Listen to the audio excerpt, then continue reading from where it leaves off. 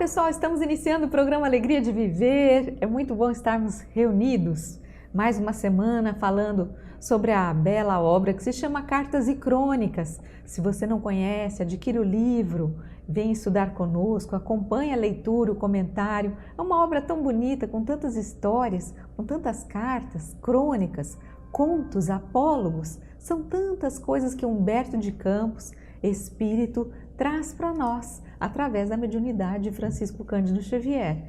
Então, vale muito a pena nós conhecermos.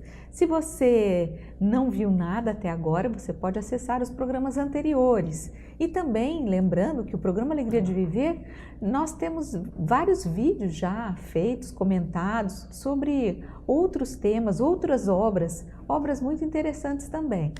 Então, hoje nós daremos continuidade ao nosso livro Cartas e Crônicas. Estaremos entrando num capítulo novo, capítulo 14º. Para quem não me conhece, eu sou Solange Godoy, junto com o André Luiz Ruiz. Como vai, André? Olá, Solange. Olá, queridas irmãs, queridos irmãos. Como sempre, essa alegria se renova em cada encontro que nós realizamos à luz deste livro de Humberto de Campos, que nos suscita tantas e tantas ilustrações a respeito dos nossos comportamentos, da nossa conduta, daquilo que precisamos fazer para melhorar em termos de adaptação aos problemas, para deles extrair aquilo que é mais sábio, que é o mais adequado, modelando assim o nosso comportamento, as nossas escolhas. As obras de Humberto de Campos têm sempre este caráter, falando a respeito das nossas atividades normais, do ser humano normal, comum e corrente. Ela nos mostra, em cada uma das suas abordagens, maneiras pelas quais nós ou falhamos, ou claudicamos, ou titubeamos, ou fugimos daquilo que deveria ser o melhor. Em algumas outras crônicas ou cartas, ele explica motivos, por que devemos fazer diferente e quais são as consequências boas das atitudes corretas. Então, é uma ilustração. Quando você lê algumas obras filosóficas, você tem o conteúdo denso, o conteúdo mais cheio de substância, mas às vezes é muito árido para a imaginação. Então, quando você, ao longo dos conceitos filosóficos nus, crus, você também coloca, de vez em quando, aquilo que é uma história, aquilo que é um contexto, aquilo que faz mostrar os efeitos, das consequências daqueles conceitos bem densos, você compreende de forma melhor o seu significado. Para depois, quando você voltar ao conteúdo puro da filosofia, você entende com mais facilidade os seus meandros, a sua abrangência. E Humberto de Campos, pela sua natureza literária, pelo seu modo de ser costumeiro, quando estava encarnado, nós vemos ele com muita facilidade para contar estas histórias. Hoje nós vamos dar continuidade ao livro, no capítulo 14. Antes de nós começarmos o capítulo 14, eu quero contar para vocês uma história real, uma história que está marcada nos anais da humanidade, como um evento verdadeiro, um evento que mostra, ao longo dos diversos milênios, a ligação do homem com as revelações do mundo invisível. Nós já aprendemos que tanto na Babilônia, na Caldeia, no Egito, na Grécia, em Roma, a consulta aos mortos era alguma coisa bastante comum. Tão comum que na Bíblia existe uma proibição de consultar os mortos.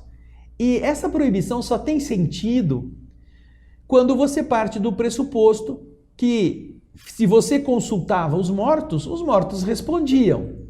É claro que se você pede a ajuda de algo que esse algo não te responde, não tem por que você proibir que esta consulta aconteça. Só existe a proibição no Velho Testamento porque, de verdade, quando se levava ao mundo espiritual uma dúvida, chamado aqui de oráculo ou sibila, coisa do tipo, a resposta voltava. Eram obtidas respostas dessas inteligências imateriais, incorpóreas. E o que eu gostaria de contar hoje para você, antes de começarmos o capítulo, com a ajuda da Solange, inclusive, se ela puder cooperar com a gente, é uma história interessante que aconteceu no século VI antes de Cristo. Lá por volta de 600, 500 e alguma coisa antes da chegada de Jesus na Terra. Você... Não, vai em frente, conta a história. Veja só, ali onde hoje é a Turquia, você tem a área da Turquia, uma boa parte da Turquia se chamava Lídia. Nesta época, havia um rei neste grande país, nessa grande nação Lídia, um rei que se chamava Creso. Creso estava muito intimidado com os avanços do rei da Pérsia. A Pérsia era a grande nação do Oriente que tomava conta daquela região poderosa, portanto, que era nesta época comandada por Ciro. E Ciro tinha um hábito de invasão dos povos vizinhos.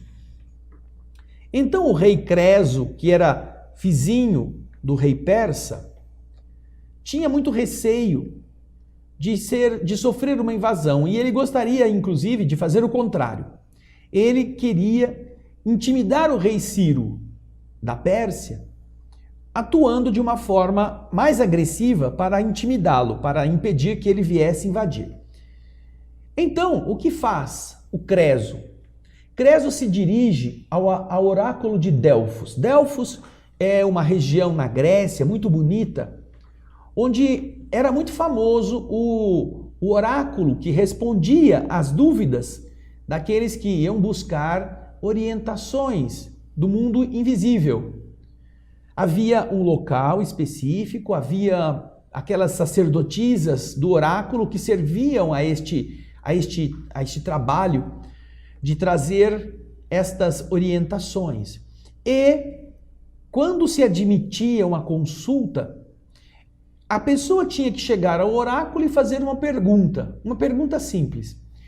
E o oráculo, depois da sacerdotisa entrar em transe, seja um transe psíquico, seja um transe motivado por vapores que vinham do subsolo, vapores que às vezes eram tóxicos, mas permitiam o contato com o mundo invisível, não importava qual o motivo, geralmente o oráculo, através da pessoa, da sacerdotisa, da sibila, ele respondia àquela pergunta com uma frase simples também.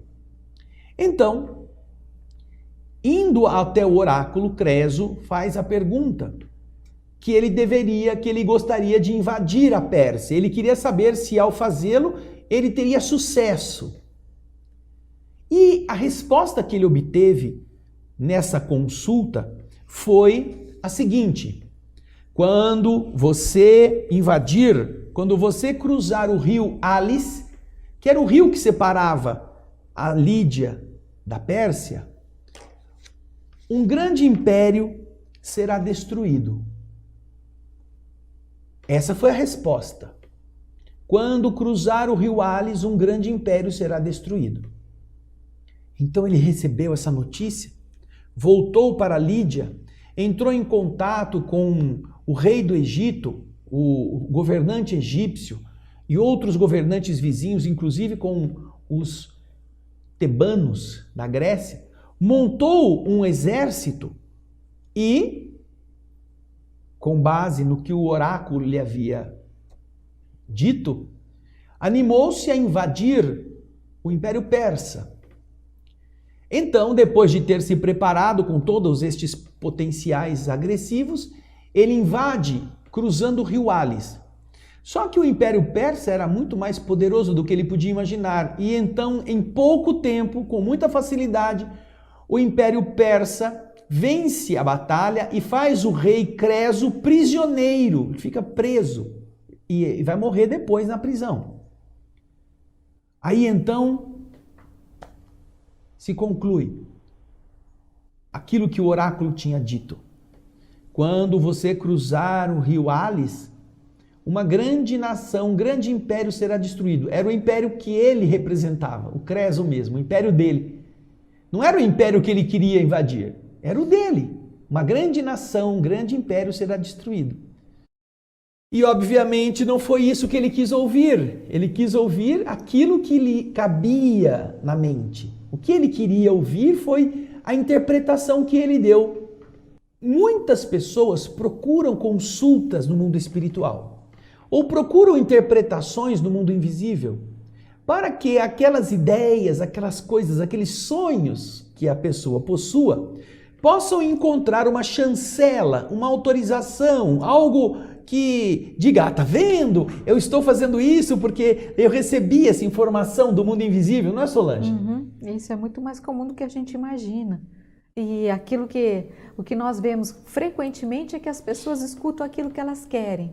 E independentemente de que aquilo tenha realmente acontecido ou que o fato seja realmente verdadeiro, as pessoas sempre distorcem porque tem que ser de acordo com os interesses que elas possuem. Então, distorcendo aquilo que ela ouviu, daquilo que ela pensou, aquilo que ela queria ter ouvido, as pessoas acabam se arriscando a fazer coisas que não foram aquelas que os espíritos disseram, ou que a interpretação mais adequada aconselharia na questão, por exemplo, de sonho. E nós estamos contando isso porque isso tem uma ligação muito grande com o que nós hoje vamos entender aqui na história do Humberto de Campos, que é aquele capítulo 14, cujo título é Comunicações, não é, Solange? É isso mesmo, é uma história muito interessante. Vamos dar seguimento a ela. Então. Acompanhe conosco. A história parece brejeira, parece engraçada, mas o fato é autêntico. Rafael Provenzano escutava os grandes comentaristas do Evangelho entre despeitado e infeliz. Ele frequentava algum lugar onde se pregava o Evangelho, mas ao ouvir estas coisas, ele não ficava satisfeito, ele ficava assim, ai credo, mas por que não sou eu? Ai, eu queria ser. Ele era atormentado de inveja. Ele também queria o que, Solange? Falar às massas, comover a multidão. Esse era o grande desejo de Rafael. Então ele ouvia os comentaristas e ficava, de verdade, despeitado. Nada lhe brilhava tanto aos olhos como a tribuna. E aguardava ansioso o dia em que pudesse alcançar aquele ponto saliente no espaço, de onde a sua voz conseguisse impressionar centenas de ouvidos. Então ele ia lá, mas ele não estava nem muito preocupado com o que estava sendo dito, ele estava preocupado em que um dia vai ser ele, um dia serei eu vou estar falando, eu tenho desejo de falar. Eu conheço pessoas assim. Pessoas que nasceram sem nenhuma cultura espírita, pessoas que chegaram à doutrina espírita depois de adultos, que não têm nenhuma base doutrinária, nenhum estudo, nenhuma leitura mínima e que queriam de verdade falar, fazer palestra, queriam mostrar-se. É natural da vaidade humana imaginar que aquela pessoa que está ali falando tenha qualidades admirativas, coisas assim, que os outros vão ficar invejando. E era o caso do Rafael Provenzano. E então, naturalmente, ao invés de aproveitar as coisas que se estava falando naquele ambiente, ele ficava imaginando, sonhando, que não é um erro, desejar não é erro. Porém, é aquilo que precisa ser esperado, precisa se trabalhar para conseguir. Mas o Rafael vai continuar aqui sonhando em ser um orador. Tribuna é aquele lugar onde as pessoas põem suas anotações, de onde tem um microfone. É um lugar de realce. É um lugar onde o tribuno vai falar, onde todos têm que ficar olhando para ouvi-lo. Então você vê, né? Um destaque. Rafael Provenzano queria estar ali. O olhinho dele até brilhava, faiscava, assim, só de pensar naquele momento em que ele estaria falando para uma multidão e todos ouvindo a sua palavra. Embora fixado a semelhante ambição, era empregado de singela sapataria E a sua especialidade era bater pinos em sola. Poxa, coitadinho. Ele queria ser um orador, mas ele era o quê? Ele era um funcionário de uma sapataria. Ele tinha que ficar pegando taxinha e marretando na sola o dia inteiro, colando sola no sapato. Era uma coisa assim muito simples, própria daquela pessoa que não tem muito preparo para fazer outras coisas, que está começando a aprender. Então ele passava o dia inteiro batendo pino. Mas quando ele ia no centro espírita, ele sonhava em ser um orador, daqueles que iluminava a consciência dos outros. Que mais, Solange? Muitas vezes surpreendia-se no trabalho, mentalizando o público enorme, e ele a falar sob aplausos quentes. Ele ficava lá pregando o preguinho lá no sapato e se imaginando, falando para aquele público enorme. E o público aplaudindo, admirado. Vejam só o impulso da vaidade dele. Talvez por isso, diz Humberto, ele fosse ranzinza. Era um cara mal-humorado. Conflito permanente entre a vocação que ele queria, aquilo que ele queria ser um orador, e a profissão, que era ficar batendo preguinho. Esse estado interior de ranzinzice, de amargura, fazia com que a família e os companheiros que estavam ao lado dele tivessem que pagar por essa diferença entre a vocação e a profissão. A esposa e as 4 filhas em casa sofriam de Rafael a teimosia e o desespero. Irritadiço por pouca coisa, classificava-se à conta de tirano doméstico. Apurava com esmero o hábito de criticar e ferir. Era um cara amargo e por causa disso sempre criticava todo mundo porque ele não estava feliz com ele próprio. E ele achava ruim as pessoas, os lugares, porque ele estava insatisfeito.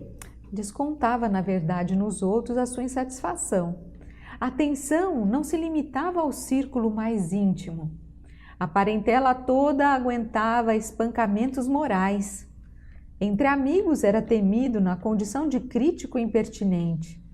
Apesar de tudo isso, a paixão de Rafael era pregar solenemente a verdade cristã nos templos espíritas.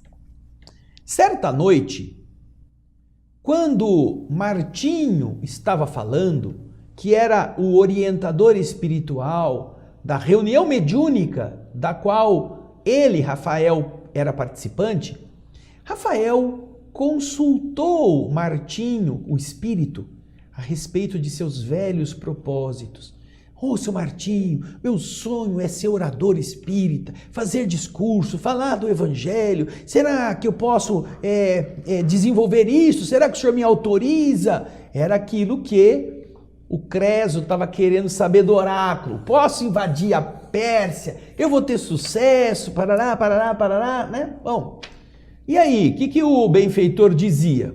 Sim, meu filho, comentou o benfeitor através do médium. Você poderá ensinar mais tarde das tribunas. Agora, porém, é cedo. Convém estudar, preparar-se, aprender a servir. E prosseguiu explicando, Martinho, que a banca de solador, aquela onde ele sentava o dia inteiro batendo pino nas solas, era também um lugar santo. No trabalho dele, ele poderia também aproveitar, poderia demonstrar fé e abnegação pelo exemplo, edificar, inspirar, auxiliar, mesmo dentro daquela sapataria. Provenzano ouviu paciente, mas saiu desapontado. Tem que estudar, eu já estou pronto, já sei o que eu tenho que falar, eu fico escutando esse povo, eu sei falar melhor, eu farei mais bem, um papel muito melhor do que esses que já estão falando faz tempo. Ele não gostava daquilo que os espíritos bondosamente o orientavam.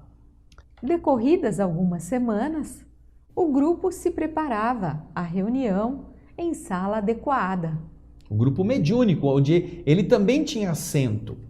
Conversa amena, 1 hora faltando para o início das orações. Então vejam só, o grupo já estava uma hora antes de começar a reunião mediúnica, já estava reunido para uma conversação amena, uma preparação ambiente, algo que pudesse já afinizar aquele grupo para a reunião que viria depois. E nesta área prévia à reunião, quem é que chega lá? Todo feliz, é o tal do Rafael Provenzano. Veja aí, ó, no texto. Rafael chega, alegre. Participa que deseja expor ao estimado Martinho o estudo de um belo sonho e contou aos circunstantes que na noite anterior se vira espiritualmente fora do corpo físico. Ah, sabe, gente, peraí um pouquinho, deixa eu falar. Sabe, essa noite eu tive um sonho. Eu saí do corpo e esse sonho foi tão real e eu gostaria, inclusive, de contar para o Martinho, pedir a explicação deste sonho para ele, porque deste sonho vai depender o meu futuro. Ah, eu quero muito que vocês saibam que foi que eu sonhei. E aí ele conta. Solange, vai lá. Ele saiu do corpo físico e ele se sentiu volitando, leve como uma pluma ao vento, e contemplar aos céus um cartaz com 6 letras: ADPSBP. ADPSBP. Ele viu um cartaz no céu com estas letras maiúsculas, grandiosas, em uma projeção radiante, uma coisa que brilhava. ADPSBP. ADPSBP. Aí, quando ele acordou, ele se lembrava claramente deste sonho. E ele então anotou as letras. ADPSBP. Ele precisava discernir o que era isto. E então, contando isso aos companheiros, Dona Emília, que supunha nos sonhos um constante veículo para grandes ensinamentos, perguntou dele quanto à conclusão. Qual foi a conclusão que você chegou? Você que sonhou, Rafael, o que você achou? O que você acha que é isso? E ele respondeu, mas a senhora não compreende? Para mim está muito claro. E então, Rafael explanou para o auditório que estava ouvindo interessado o significado. Olha, segundo a minha intuição, as letras querem dizer: agora deves pregar sem bater pinos. ADPSBP. Agora deves pregar sem bater pinos. E acentuou que, apesar de algum sacrifício para a família, ele se dispunha a tentar outro emprego. Precisava de tempo livre. Se isso redundasse em privações e provações, afirmava-se pronto para o que desse e viesse. Ou seja, ele estava disposto, já que agora ele obteve autorização do plano espiritual, segundo o seu pensamento, que agora ele deve pregar sem ficar lá batendo o pino, então ele estava até disposto a deixar o seu emprego, porque ele ia ter que estudar, ele ia ter que se preparar para poder assumir a tribuna, para realizar o seu sonho. E veja só, Solange, ao invés de fazer o que o Martinho já tinha explicado para ele, você tem que estudar, você tem que trabalhar, e lá no seu trabalho você tem que aplicar esses conceitos primeiro. Agora ele interpretou que a resposta aos seus pedidos veio nessa fórmula. Aqui você pode pregar, já está livre. Você pode pregar sem bater pino mais, não precisa. E ele falava assim, eu vou, se eu tiver que parar de trabalhar, minha família passa necessidade. Imagina, 4 filhas, mais a esposa e ele. São 6 pessoas que iam ficar sem o modesto salário de solador, de batedor de taxinha em sola de sapato. Mas se for preciso, eu faço esse sacrifício. Que sacrifício, hein? O sacrifício de não ganhar dinheiro para ele, aparecer. Na verdade, era a vaidade que estava dizendo mais alto. Ele queria ser o tal, ser o bom, ser o gostosão, o cara que falava e era aplaudido. Mesmo que a família passasse fome. Ele não estava muito aí, não. Eu vou suportar esse sacrifício. A gente, quando quer justificar determinadas coisas, que é o que nós estamos buscando, os fins, A gente não se importa com os meios. Os meios eu dou um jeito. Não é? A gente quer, eu vou fazer, nem que eu tiver que parar, mas eu faço esse sacrifício. Não é? Por fim, Rafael se declarou cansado de bater couro de boi para calçados. Aspirava a uma outra posição, diferente. Era o sonho dele, eu sempre quis isto. Oh, meu Deus!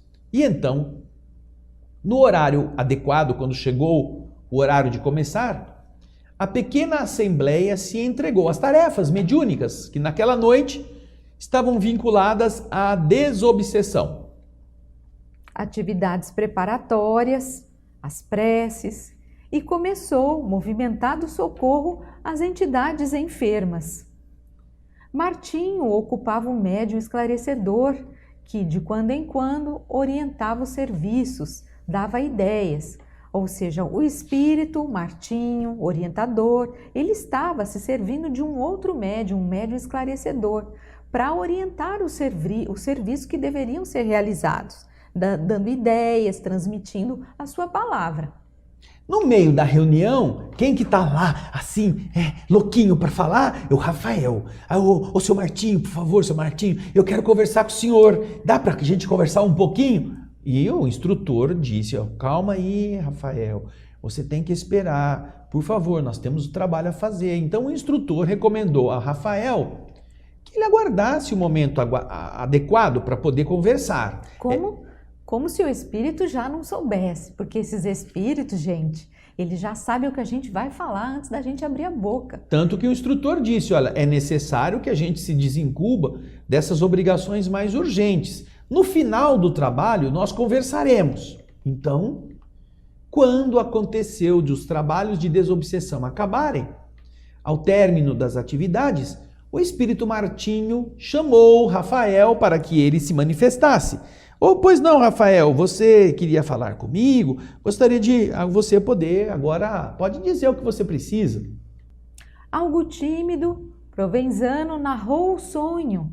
Referiu-se às letras luminosas que descobrira no firmamento, como que brilhando especialmente para ele, e reasseverou os antigos desejos, ou seja, reafirmou aqueles desejos antigos de poder falar em público. Queria ser grande conferencista e prometia consagrar-se de corpo e alma aos ensinamentos públicos do Evangelho. E então, depois de ele ter contado este sonho, o amigo espiritual, o Martinho, sempre muito educado, muito calmo, serenamente perguntou a Rafael qual era a interpretação que ele dava para aquelas letras. Que você entendeu, Rafael, dessas letras ADP, SBP? Rafael, então, assim destemido, feliz, quase tremendo de emoção, repetiu: ai, seu Martinho, para mim a minha intuição diz que agora deves pregar sem bater pinos. ADP, SBP. É isso que significa para mim. O benfeitor espiritual, todavia, pintou expressão de complacência no rosto do médium e observou: olha, efetivamente, Rafael, você esteve fora do corpo de carne e viu de verdade essa mensagem do plano espiritual. Ela estava lá, você a constatou, ela realmente existiu. Porém, você se engana quanto ao que julga ter lido. As letras querem dizer simplesmente: antes de pregar, seja bom primeiro. ADP, SBP. Antes de pregar, seja bom primeiro. E não tem nada a ver com aquela outra frase. Antes, agora deves pregar sem bater pino. Esse é o creso. Esse é o creso que ouviu lá do oráculo. Quando você cruzar o rio, uma grande nação será destruída. Oba! O oráculo falou que eu vou ganhar a guerra. Aí o próprio Provenzano está dizendo, oba, agora deves pregar sem bater pino? E os espíritos estão dizendo para ele, não, Rafael, agora você deve ler isto da seguinte forma, antes de pregar, seja bom primeiro. E esta é uma lição para nós todos.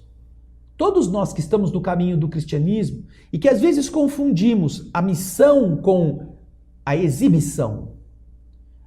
O ato de nos dedicarmos com a importância do cargo, com o parecer importante aos olhos dos outros. Nós nos deixamos muito enganar, iludir pela vaidade, pelas ambições dos postos de comando, pelos realces. E o Rafael Provenzano, dentro da natural evolução que ele estava ainda lutando para ter, carregava o anseio, a ambição vaidosa. Ele não queria ser um falador simples, não queria dar aviso, ele queria ser um grande orador. Quantas pessoas quiseram desenvolver mediunidades para serem tão vivos na percepção mediúnica quanto Francisco Cândido Xavier, por exemplo, mas improvisando o quê? Improvisando um grande edifício sobre um terreno lamacento, um terreno totalmente despreparado de base para aguentar a construção em cima dele. E é isso que os espíritos então orientam o Rafael, porque você vê que o sonho foi muito assim generoso com o Rafael.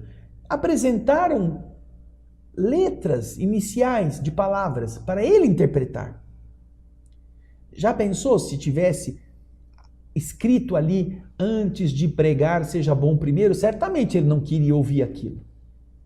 Ele não ia dar valor àquela situação. E ele, quando viu as letras, ele já vestiu cada letra com a palavra que ele realmente queria, como se fosse uma autorização, como se fosse uma concordância com os seus sonhos. Então já estou preparado. Não, você não está preparado. Para você estar preparado, primeiro você tem que ser bom. Você tem que tratar bem sua família, tem que tratar bem seus filhos, você tem que tratar bem as pessoas que você atende na farmácia, lá na sapataria, você tem que tratar bem as pessoas que estão no seu círculo de amizades, você tem que parar de ser crítico, tem que parar de ser agressivo. Primeiro você tem que ser bom. Depois você pode pregar. Como é possível pregar a bondade sem ser bom? Vamos pensar, como é possível falar de humildade sendo orgulhoso? Como é possível falar e dar exemplos de perdão quando você guarda rancor contra pessoas da sua família? Onde estão os valores básicos, primeiro, para que depois você saiba dizer o significado de aguentar uma situação ruim e não ter ódio contra a pessoa que a causou? E isso é muito comum em todas as igrejas. Criaturas sem virtudes querendo dar lições a outros como se eles fossem virtuosos apenas por falarem. E isso é grave. E, naturalmente, existem muitos lugares em que não aparecem essas letras no céu para o cara ler e pensar, nem aparecem orientadores espirituais para esclarecer que primeiro você precisa ser bom. E que, como você mesmo, como nós mesmos, como todos aprendemos no Evangelho, Jesus recomenda que cada um se coloque no último lugar. Coloque-se no último lugar. Não tente sentar na frente. Porque se você vai sentar à frente, alguém pode chegar e dizer, escuta, dá licença que esse lugar aqui é para uma pessoa que está reservado, você pode se sentar mais para trás, você vai ser desvalorizado. Mas se você senta no último lugar, alguém pode chegar, você que está aí, vem cá, senta mais perto de nós, porque é importante que você esteja junto conosco. Então, eu estava lá me considerando sem importância, mas o dono da festa me chamou para fazer parte do grupo. Então, Jesus ensina isto, e ele com isso quer dizer o quê? Não se promova. No caminho do Senhor, sirva. Seja aquele que mais serve, como Jesus recomenda. Eu estou entre vós como aquele que serve. Porque se for necessário e se for a hora, os espíritos orientados pela divindade e pelo Cristo, saberão pegar aquela pessoa, mesmo que seja um analfabeto, e colocá-lo em uma condição em que ele possa falar das coisas importantes, mesmo falando errado.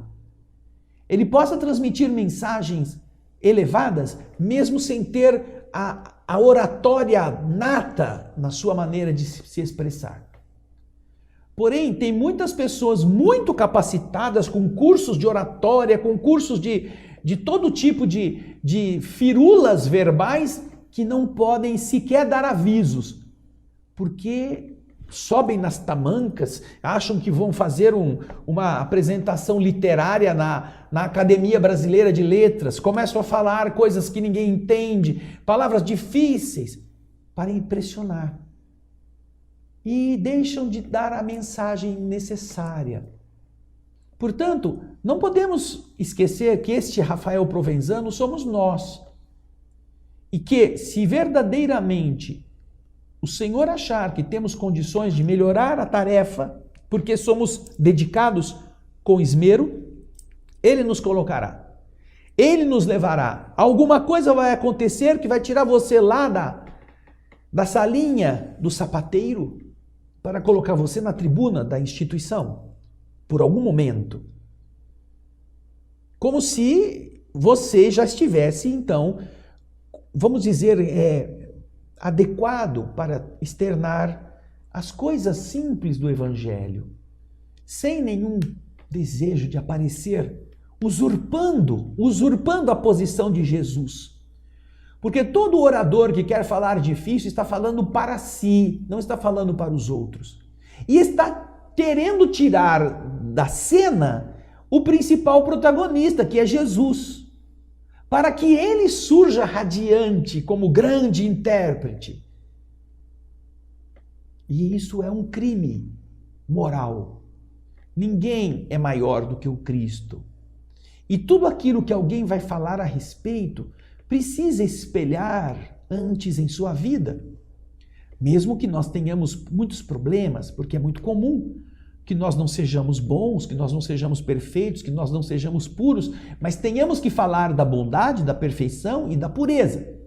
Porém, como diz o Evangelho segundo o Espiritismo, você deve todos os dias procurar ser melhor do que você foi ontem. Então, primeiro você tem que ser bom, para depois você pregar.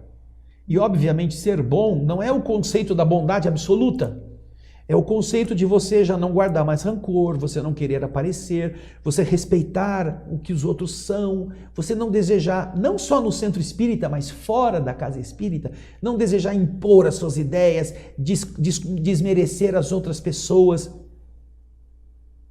E isto é importante para que você realmente tenha aquilo que é a base, para que uma tribuna não seja uma armadilha.